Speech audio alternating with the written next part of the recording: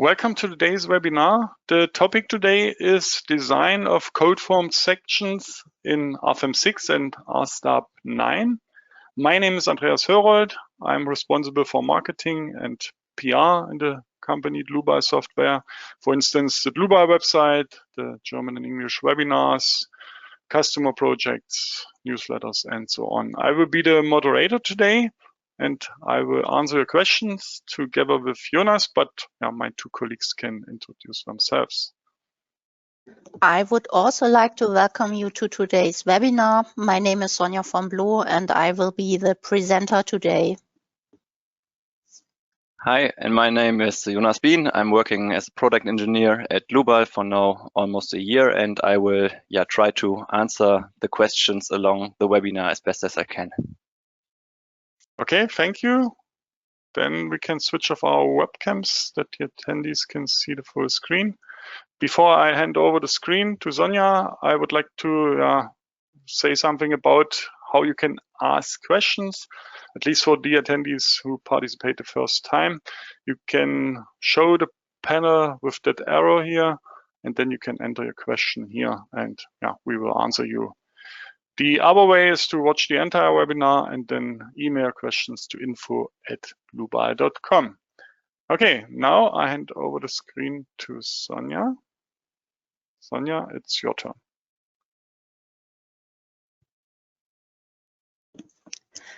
The topic of this webinar is the design of cold-formed cross-sections in steel design with warping torsion. I will design the cold-formed set purlins of a steel hull that you can see here in the image to the right. Today I will first show you how to model special sections in RSECTION and how you can import these sections into RSTAB. In the next step, I will show the settings to be made for the warping torsion analysis and go into the rotational restraint and the shear panel.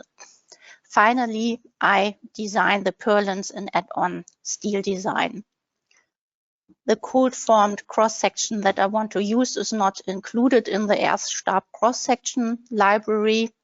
Therefore, I will create this cross-section in RSECTION. The cross-section geometry is available as a centerline model in DXF format so that I can use the import function. I start here the import via File, Import, DXF.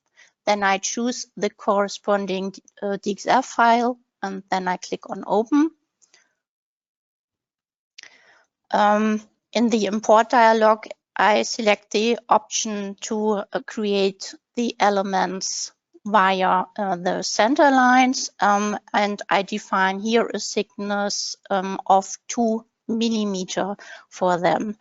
The creation of cross-sections based on DXF files was the topic of a previous RSECTION webinar. You can find this webinar on our website or on YouTube. Furthermore, I have to define the material here. I just want to use this material that's already shown here, but if I want to use a different material, it would be possible to open the material library and select the material from this library. Okay, click here on cancel. Then I start the import process and click here on OK. With this import function, the part is created automatically and also the elements are created automatically that you can see here. The elements are required for the calculation using the thin-walled analysis and for the calculation of the effective cross-section. I now want to go into the base data and here I choose the analysis method. Here two analysis methods are available, the finite element analysis and the thin-walled analysis. I choose here the thin-walled analysis. As already mentioned, elements must be defined for this. this setting only affects the default setting in RSTAB. If necessary, I can change the analysis method in RSTAB. Furthermore, I activate here this add-on effective steel section, and I choose the standard Eurocode 3 part 1.3 for cold formed cross sections. This setting is necessary so that the steel design in RSTAB is carried out according to the standard for cold formed cross sections. Then I click here on OK. It's also possible to dimension the cross section. I will do this. For this, I create a new dimension, and then I choose here the corresponding points.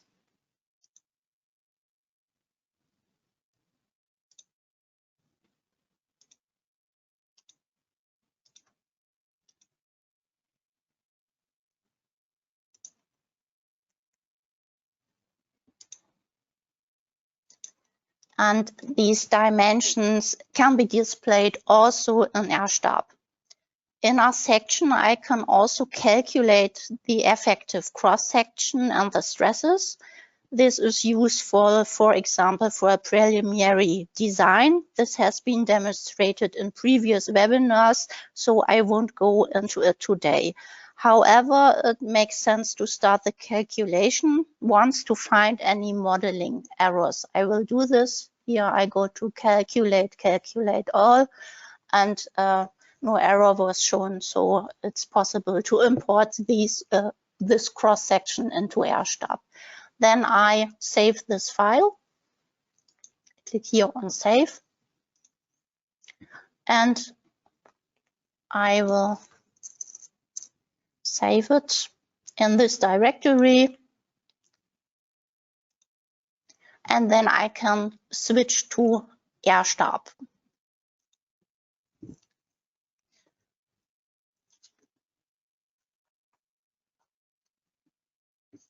I have already created the steel hull in RSTAB. The purlins consist of the cross-section just created in our section. For now, I have assigned this cross-section to them, and I want to modify this cross-section. For this, I open the Edit Section dialog, and then I open my cross-section library. And then I want to import my created cross-section in our section. And the folder in which the R section cross-section is stored must be integrated into the Dlubal Center. It's only possible via the Dlubal Center to import a cross-section from our section. And I want to put this folder directly under the project, so I check, choose Add Existing Project here from the context menu, and then I choose my folder. It's here on the desktop, and then I click on OK. The folder is now linked to the Dlubal Center, and I can select the R section cross-section. It has recently become possible to import multiple cross-sections in one step. For this, I have to select these cross-section, and then I can click on OK, and all the selected cross-sections will then be imported into RSTAB. Now I only want to import this cross-section, so I click on OK.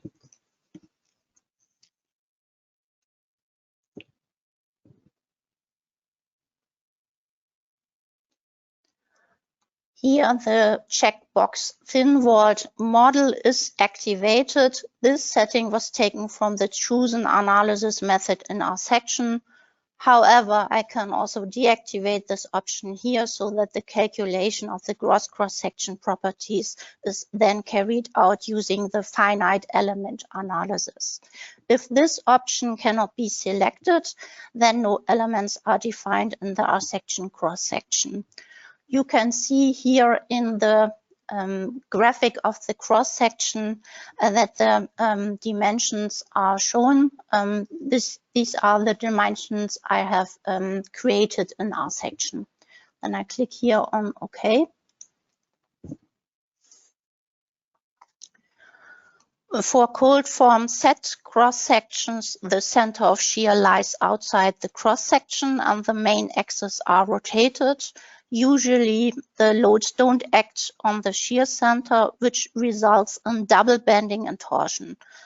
Usual lateral torsional buckling checks cannot be carried out. Eurocode 3 Part 1.3 includes design methods for cold form set purlins, but the purlins must be within certain limits. These simplified design methods are not implemented in steel design. The lateral torsional buckling of any purlin can be carried out according to the second order theory, considering warping torsion and the use of equivalent imperfections. I would like to show this approach today, and for the calculation considering the warping torsion, I first activate the add-on warping torsion in the base data. For this, I go to the base data, on top add-ons, and then I activate this checkbox here.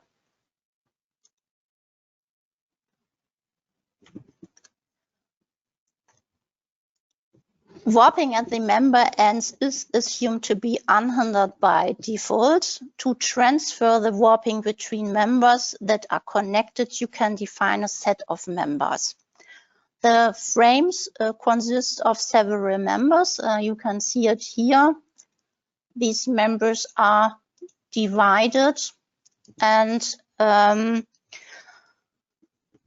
this means that there are warping releases between each member. The warping should be continuous for the frames, so I've already defined a set of members for them. I show you this in the wireframe model. Here I've created the set of members for each frame, and if I open the edit set member set dialog, then you can see here a checkbox discontinuous torsional warping.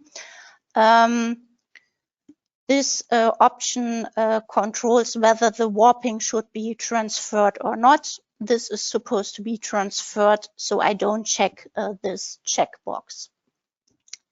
Furthermore, the purlins are divided at the connection point here with the purlin suspensions, and the warping should be continuous for the purlins. So I've defined set of members for the purlins too. You can see it here. When calculating with 7 degrees of freedom, the connection of members is always assumed to be at the center of gravity.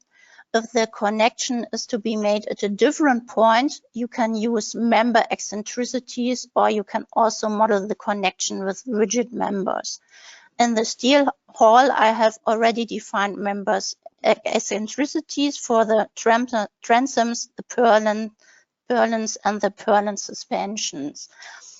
To do this, it's necessary to activate the checkbox eccentricity in the member dialog. I have done this here for the suspension. Here I've activated this checkbox eccentricities, and here in the tab eccentricity, it's possible to assign a member eccentricity to this member. And I want to also look into this definition of the member eccentricity. You don't have to calculate the eccentricities manually. you can also define them relative to another cross-section. I have used this option here. I have defined the eccentricity type relative to sections, and I have defined a transverse offset from the section of another member, so that the eccentricity is calculated automatically via the program.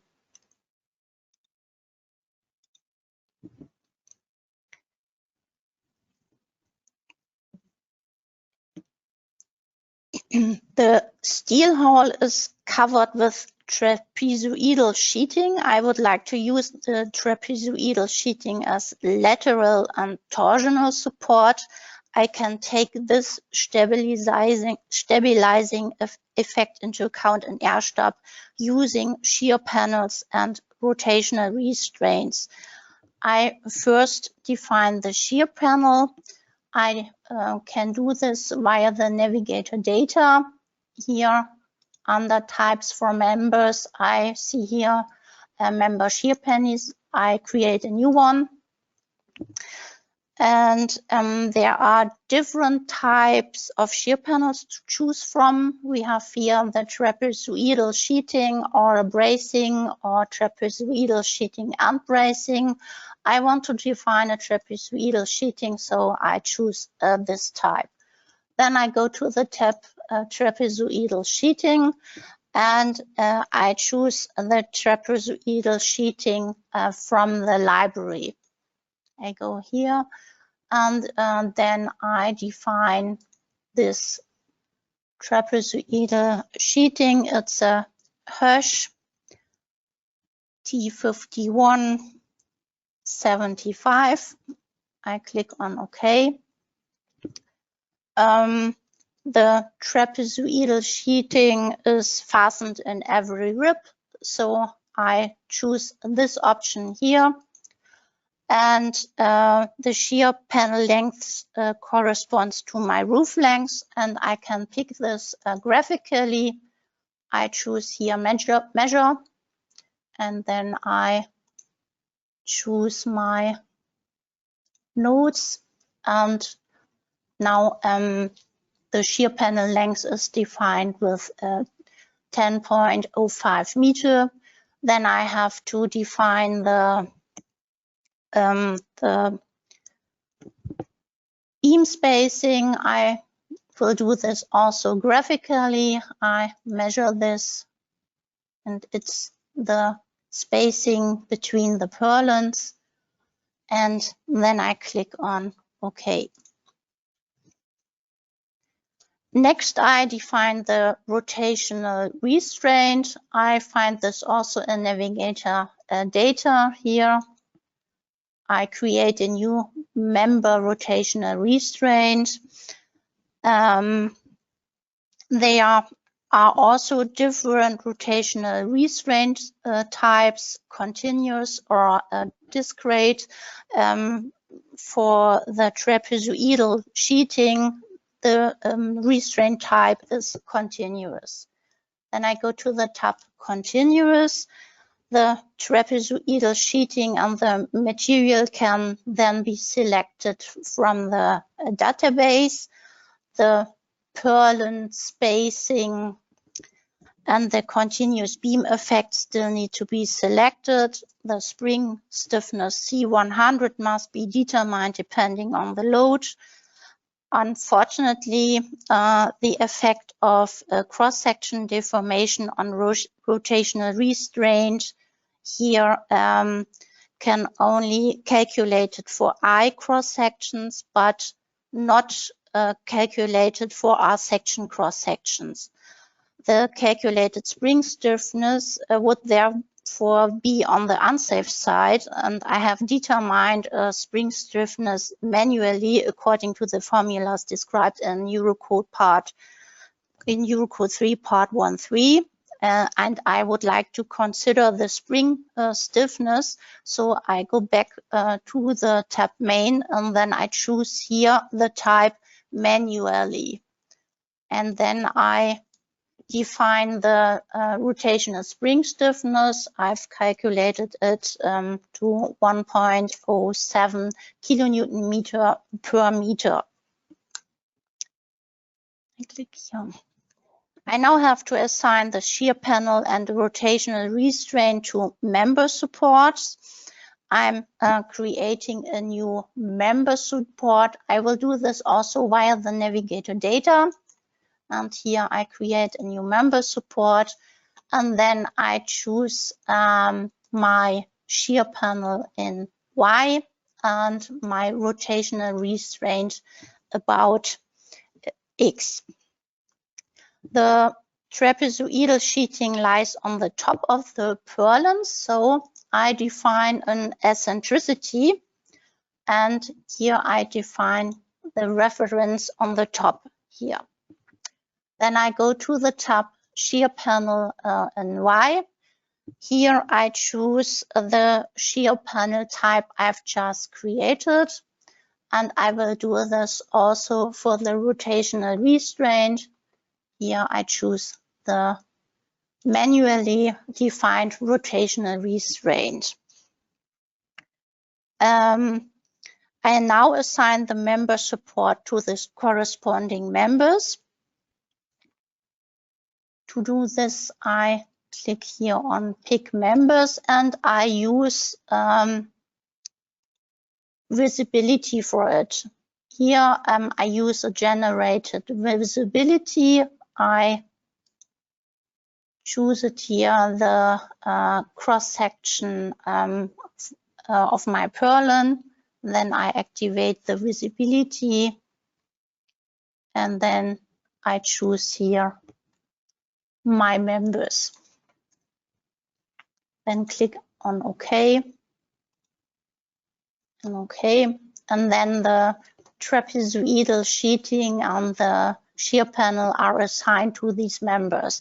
It's also possible to display the rotational restraint and shear panel graphically. To do this, I go to the navigator display, and you can find the checkboxes here under types for members. And here I activate member shear panels and member rotational restraint. I will see it if I cancel the visibility mode. Here you can see now the shear panel and rotational restraint graphically. Okay, I can uncheck this checkboxes again. I don't need it now. By default, rotational restraint and shear panel are not taken into account in the static, stability, and modal analysis. I can also take these into account in these analysis by using a structure modification. And I want to create this structure modification. I find it in navigator data here under special objects. And here I define a new structure modification. The consideration of shear panels and rotational restraints is already activated here via this checkbox. And then I modify here the name of this structure modification. I name it Consider Shear Panel and Rotational Restraint.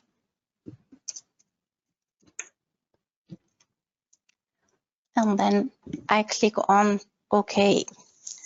I then have to assign this structure modification to the relevant load cases or load combinations in which it should be taken into account. For this, I use the combination wizard. I find this combination wizard in navigator data.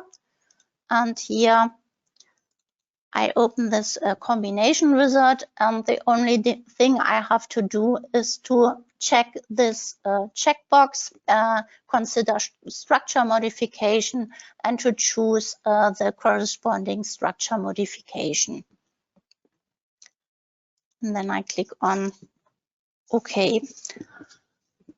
I've defined already dead load, snow load, wind in X direction and Y direction. I will show you this. For this, I activate here the view.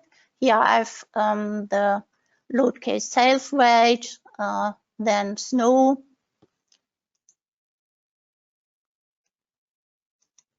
and also wind in X direction and Y direction, and also a pre-stress on the bracings.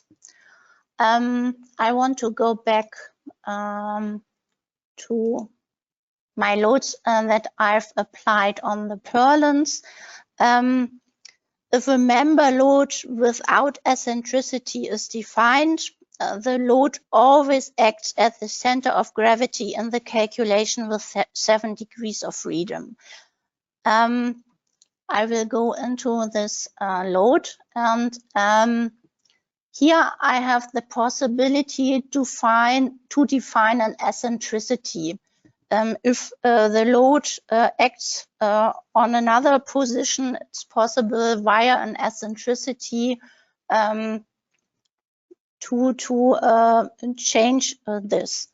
And I've activated here the eccentricity checkbox, and in the force eccentricity, it's possible to define the eccentricity for the loads.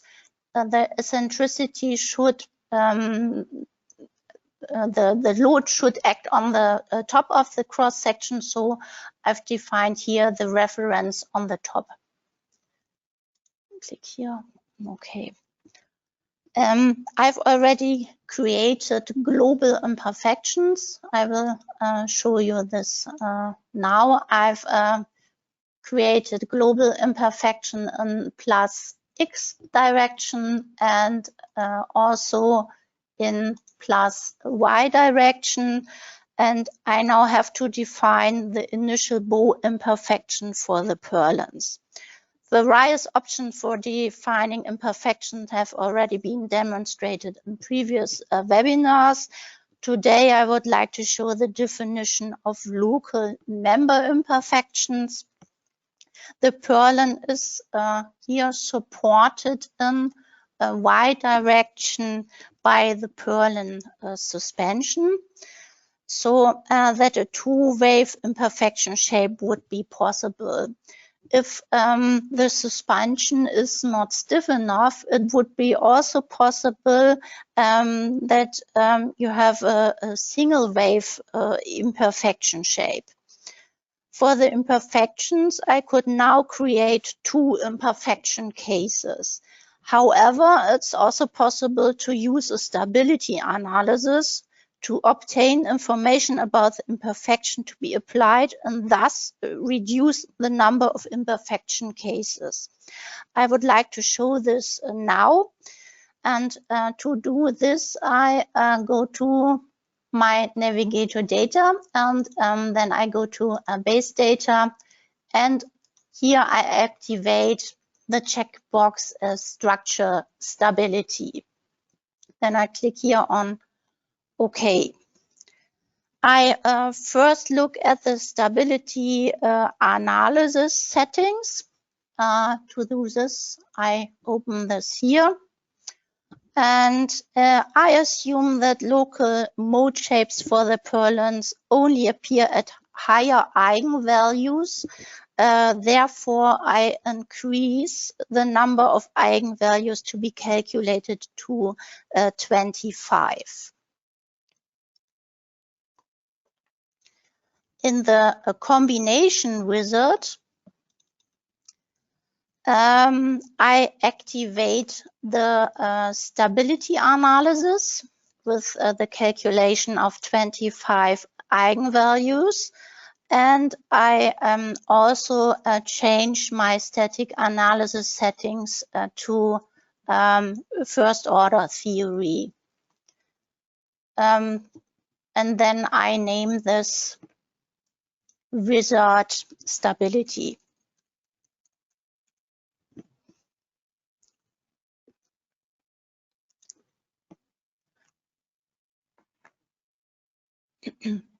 I open now the design situations, and here the combination wizard stability is already chosen, and now the load combinations are generated with considering of the global imperfection, my structure modification, and my structure stability add-on.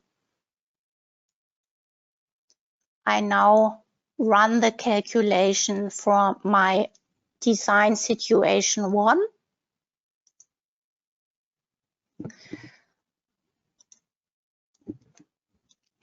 A message informs me that the cross sections or topology of the members in the member set are not compatible, and the warping may not be able to be transferred. The reason for this is, among other things, that the set of members of the frame is not straight. You can see it here. The column is here angled to the other frame, and this is the reason for this warning message. I assume that the warping can be transferred through the connection, so I ignore this warning message, and the warping is then transferred.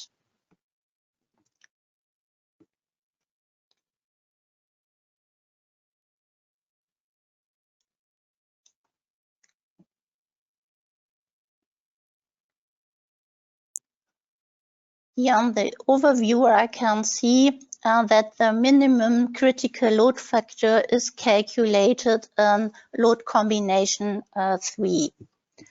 I will go to the stability analysis, and I will open now the load combination 3.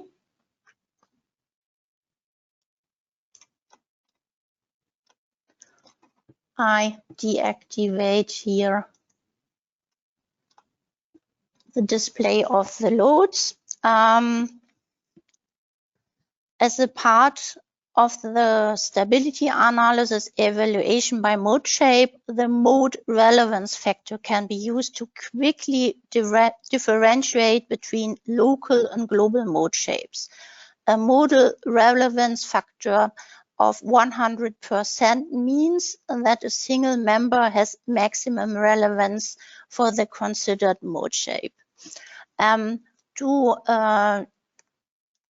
look into the mode relevance factor, I open a different table. Here, results by member, and here effective lengths and critical loads by member, and you can see here this mode relevance factor for all members.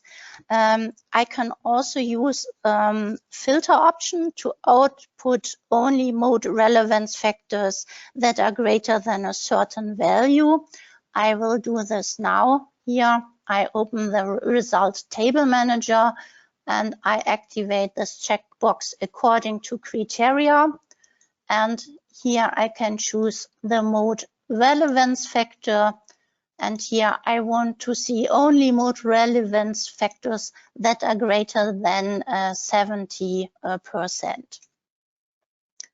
And I click here on OK. And then I want to see here my member number 258, and this member has a mode relevance factor of 100%, and this means that is a local eigenvalue. And I can see for this also the mode shape, and this is a single wave here for the purlins. So I have only to define a single wave shape for the bow imperfection. I will do this now. And for this, I create a new imperfection load case to go this, I open the navigator data again, and then I create here a new imperfection case. I name it imperfection and plus y direction, and I choose here the imperfection type local imperfections.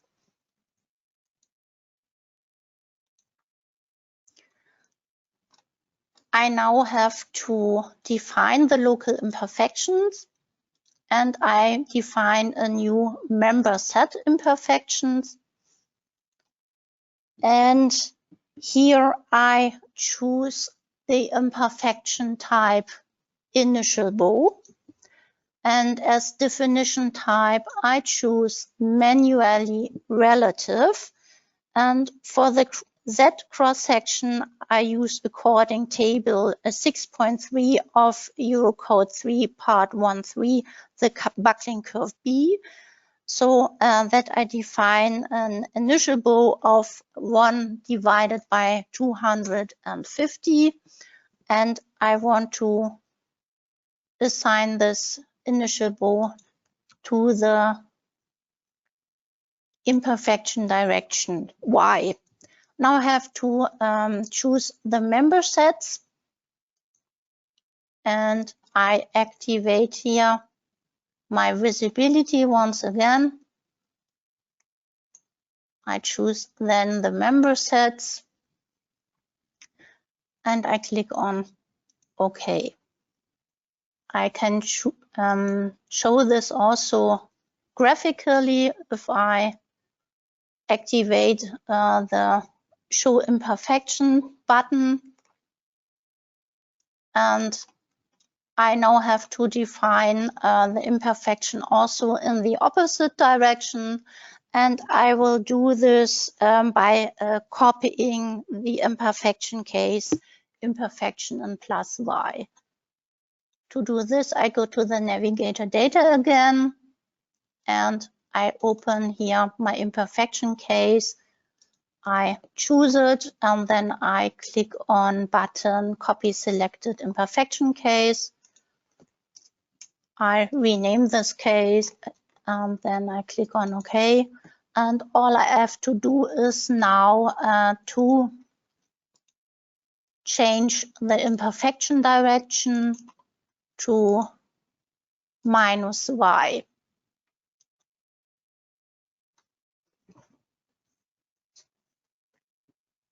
I would now like to combine the imperfections with each other. For the combination of imperfections, I create a group of imperfection cases, and I will do this here in the Edit Imperfection Case window. Here I create a new imperfection case from imperfection type group of imperfection cases, and I want to combine first my imperfection and global X direction with my imperfection in plus Y direction.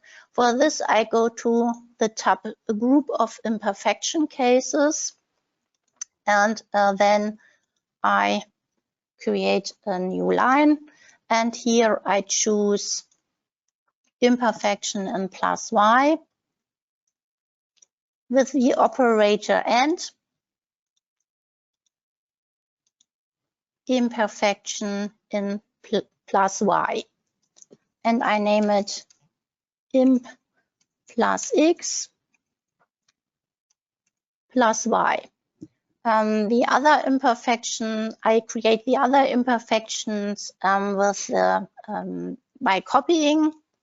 So I select this group of imperfection, and then I click here on copy selected imperfection cases. And here I change the parameters to -y, and I need this also for the global direction Y. So I copy this.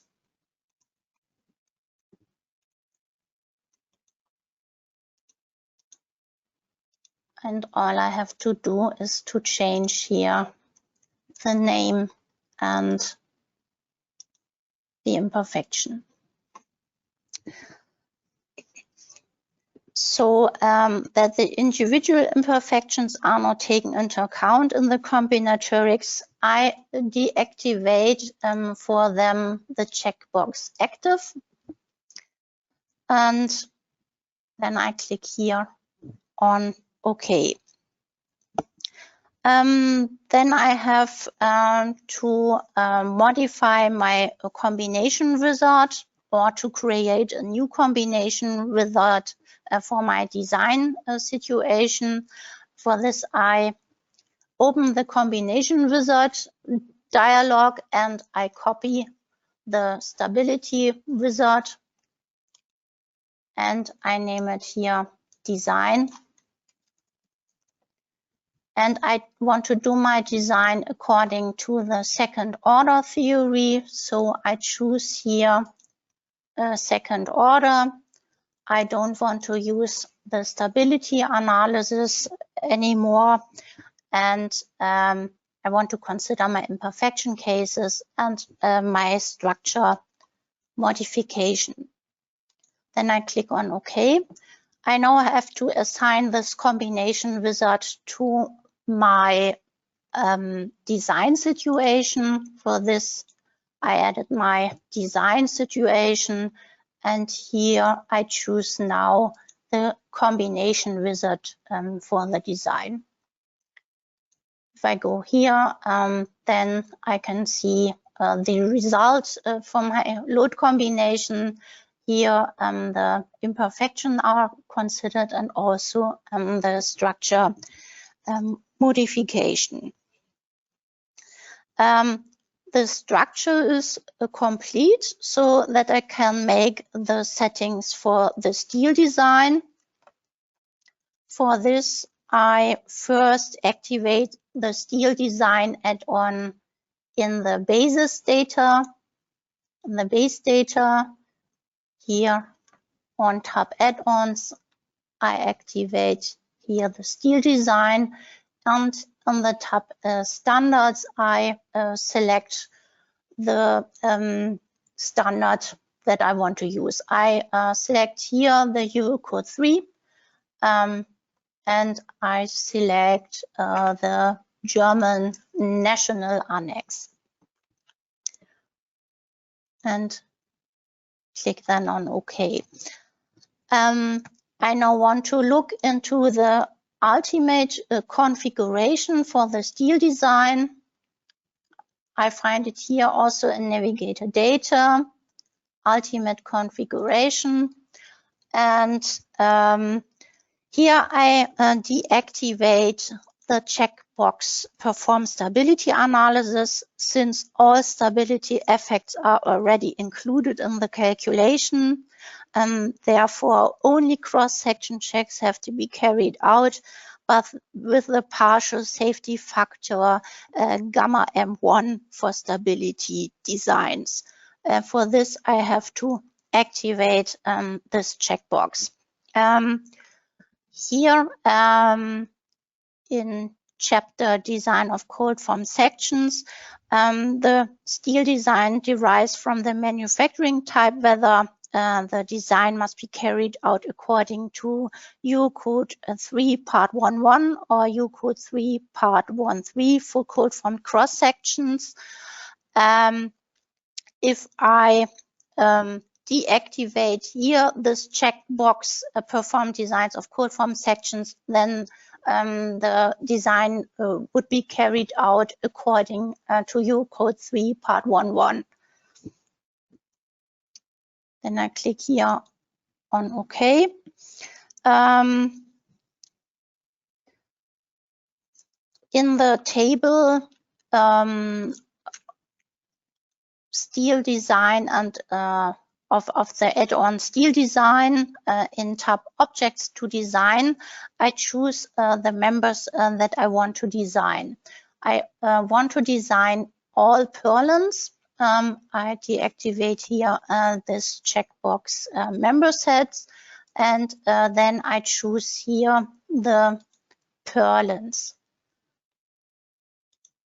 I activate the visibility first, and then I select all my purlins, and then I click on OK. The calculation takes time because the effective cross-section is calculated in an iterative process. I therefore show you the results in a calculated model. And here I go to the design ratios on members. In the table, the numerical results of the design are shown to display the details. I double click on the corresponding table row. Separate effective cross sections are calculated for axial force, major axis bending, and minor axis bending. According to the information from the Standards Committee of Germany, the effective cross-section can also be calculated for the combination of internal forces in a design with 7 degrees of freedom using imperfections. We will implement this in future. The effect of distortional buckling is determined using the eigenvalue method. You can display the mode shape via this button here, section information.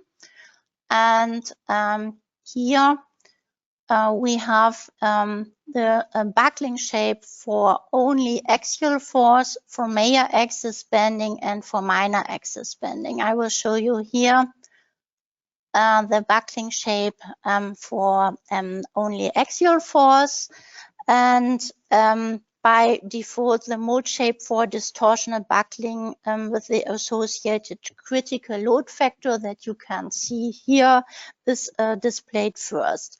By clicking here on the point on the graphics, further forms of instability can be displayed. Here you see instability form for local buckling.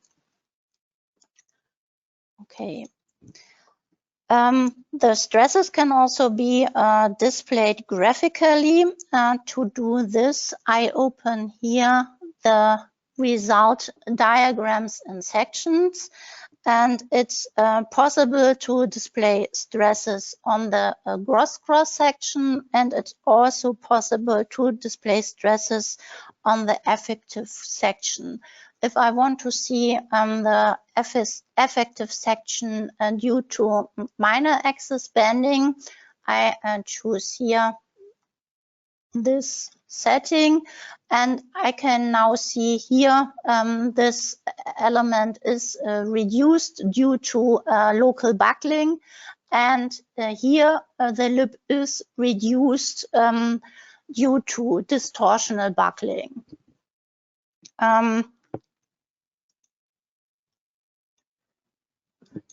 The elastic design according chapter 6.1.6 is carried out.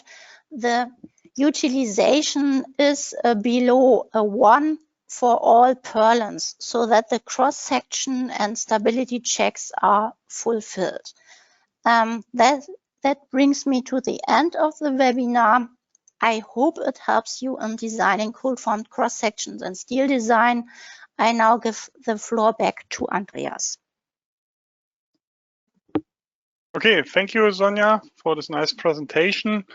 We got some questions. One question was if we can, or if it is possible to exclude, for example, the restraint for certain load combinations. For example, when we have got a very high wind suction. Yeah, that's of course possible. We can use different structure modifications for the different load combinations. But yeah, in our example, it was not necessary because we have a higher self weight minimum. It's the same as the winch suction or example, but that would be possible. Okay, then before I would like to show you where you can find the recording and the models, I share my screen. So just a moment. So I hold back. Yeah, before I show the website, just a small hint. If you want to get a free product demonstration or something like that, or you would like to get a non-binding offer if you want to buy the program or an add-on, just contact our sales team with that link here, or you can scan the QR code. You can download the PowerPoint slide from the website. I show the website, just a moment. Our website is dlubal.com, and under news and events, here in the middle, you find the webinars. We record all our webinars, also today's webinar. Those are the future webinars: construction stage analysis, seismic design for reinforced concrete, and so on. That's our new add-on, time history analysis, and the webinar takes place on 16th of November. So that's today's webinar. In the next days, you will get an email with a link directly direct to that page, and then you will find the recording in the middle.